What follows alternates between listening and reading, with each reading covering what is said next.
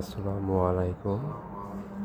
আজকে আমি আপনাদের দেখাবো কিভাবে জেমিনি কনজাংশন মার্কার দিয়ে একই সাথে জিএসএম কনজাংশন করা যায়।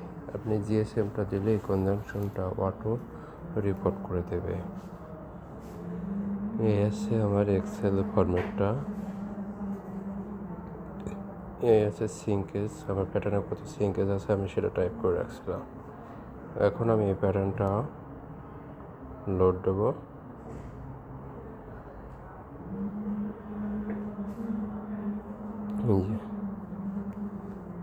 এটা একটা মার্কার করে রাখছি, সেই মার্কার দিয়ে আমি কিভাবে জিএসএম করব কনজাংশনটা, কারণ নিটের ফ্যাব্রিক জিএসএম এ আসে। এই যে রিপোর্ট করি,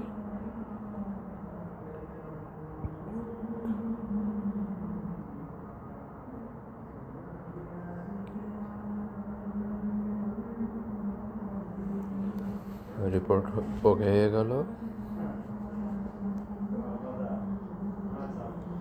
এক্সেলটা ওপেন করি,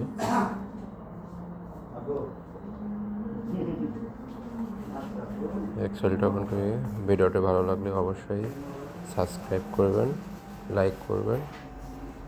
এই যে লেন্থে উইথ সিঙ্কেজ আমার, এটা আমি টাইপ করে দেব। অবশ্যই ভিডিওটি ফুল দেখার চেষ্টা করব, তাহলে অনেক কিছু বুঝতে পারবো আমরা সহজে। কারণ জেমিনি সফটওয়্যারে কনজাংশনটা একেবারে অটো সিস্টেম। এখানে জিএসএম এর যদি কনজাংশন করা লাগে সেটাও আপনি অটো করতে পারবেন। তাই অবশ্যই ভিডিওটি পুরোটা দেখার চেষ্টা করব।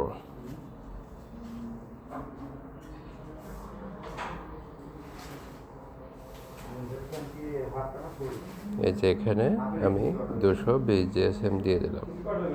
দেখুন ভাইজান, আমার এই পাশে ইয়ার্ড ছিল, এখন কেজিতে গেল। এখন উইথটা যেহেতু দুই পাশে 1 ইঞ্চি বাদ দেওয়া থাকে কাটেবল থেকেও, তাই জিএসএম এর ক্ষেত্রে ওই উইথটা অ্যাড করে দেবো। 58 থাকলে 60 উইথ করে দেবো, কারণ এটা আমার জিএসএম এ আসবে।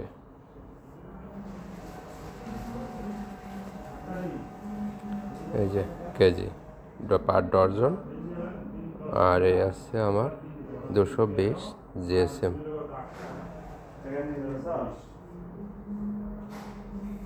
এই আছে আমার মিনি মার্কারটা।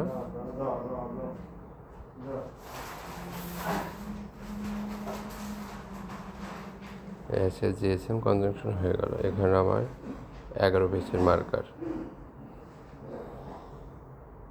এই যে 11 পিসের মার্কার রেশো আমার অটো টাইপিং হয়ে যাবে এক্সেলের ভিতরে।